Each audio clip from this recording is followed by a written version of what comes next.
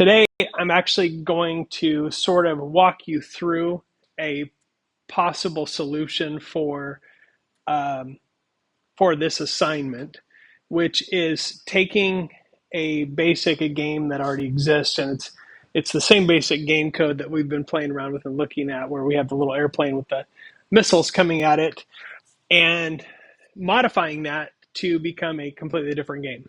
And like I said before, games like this were very, very common. In fact, this model of game or this type of game can be found all across gaming history from the very beginning to even today. You'll still see games that are based on the same kind of model. So uh, literally, it's just changing the graphics and changing some of the rules and changing some of the characteristics of how things move in the game, and you have yourself sort of a completely different game.